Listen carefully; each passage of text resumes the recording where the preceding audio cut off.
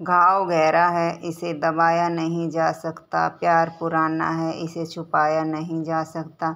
ऐसी ही प्यार भरी कहानी हम आपको सुनाने जा रहे हैं प्रिया और राहुल की।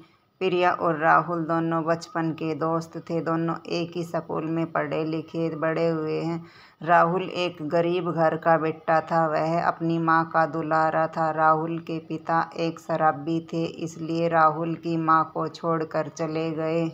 राहुल को पढ़ाने के लिए राहुल की माँ के पास पैसे नहीं थे। फिर किसी पड़ोसन ने बताया कि राहुल को पढ़ाने के लिए यदि सरकारी छात्रवृत्ति मिल जाए तो तुम्हारा बेटा पढ़ लिख कर आगे बड़ा इंसान बन सकता है। यही सोचकर प्रिया, राहुल की माँ कुछ जानती नहीं थी और उसने छात्रवृत्ति लेकर राहुल को पढ़ाया। राहुल की मुलाकात वहीं प्रिया से हुई। प्रिया बहुत ही नटखट और चंचल बच्ची थी। वह राहुल लेकिन उसका बहुत ख्याल रखता था। उसका सच्चा दोस्त बन गया था। राहुल और प्रिया की दोस्ती गहरी होती गई। वक्त के साथ राहुल पता नहीं कैसे मन ही मन में प्रिया को चाहने लगा था। उनका बचपन ऐसे ही हंसते खेलते कूदते बीत रहा था।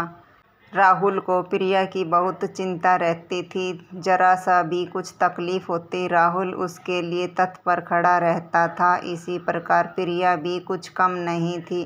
प्रिया भी खेलने कूदने में सबसे अव्वल रहती थी। हर स्कूल कॉलेज के हर फंक्शन में वह बढ़ चढ़कर भाग लेती थी। प्रिया तो जैसे किसी मुसीबत से कम नहीं थी। सब बच्चों में अव्वल, सबसे आगे आना। वक्त के साथ साथ राहुल और प्रिया दोनों एक दूसरे के साथ बड़े हो गए थे। अब राहुल ने प्रिया से एक दिन कहा कि प्रिया, मैं तुमसे बहुत प्यार करता हूँ, मैं तुमसे शादी करना चाहता हूँ। लेकिन प्रिया बड़ी ही नटखट और हठीली थी। प्रिया ने राहुल को साफ मना कर दिया। राहुल को बहुत धक्का लगा। राहुल ने इस गरीबी को झेला था। वह अपनी गरीबी से बाहर निकलने के लिए दिन रात मेहनत करने लगा। राहुल की मेहनत रंग लाई। वह एक बड़ी कंपनी का CEO बना। उसने उस कंपनी को 4 चांद लगा दिए और उस कंपनी को बुलंदियों पर लेकर गया। राहुल अब एक बड़ा आदमी बन गया था। राहुल ने अपनी खुद की कंपनी खोल ली थी। वह और भी बच्चों को उसके बारे में ज्ञान देता, उसे सिखाता, उसे उन सबको बताता कैसे ग्रो करना है, कैसे जीवन में आगे बढ़ना है। इस तरह राहुल एक अमीर इंसान बन गया था। राहुल सबको सिखाते सिखाते विदेश में चला गया था और विदेश में अपना सारा काम सेटल कर लिया था।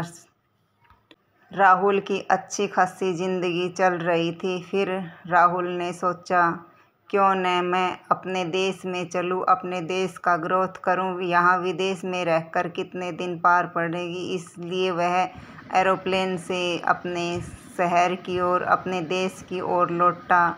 वह जब अपने देश की ओर लौट रहा था, उसके मन में कई द्वंद्व थे, विचार थे कि वह अब भी प्रिया के बारे में सोचता रहता था, प्रिया के बारे में विचार करता रहता था कि गरीबी के कारण प्रिया ने मुझे छोड़ दिया।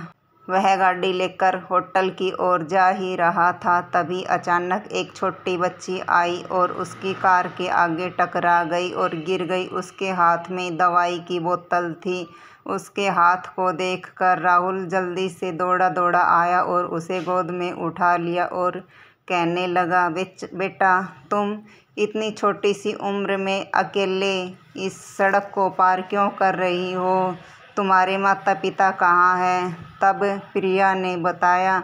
छोटी बच्ची ने कहा, अरे अंकल, आपने मेरी दवाई की बोतल गिरा दी और इसे फोड़ दिया। अब मेरी माँ ठीक कैसे होगी? राहुल ने सच जानकर मेडिकल स्टोर से दवाई ली और उस बच्ची के साथ चला गया। उसने देखा एक बंद कमरे में एक बीमार लेडी सोई हुई है, जो बिल्कुल ही कमरे में सिकुड़ी हुई है।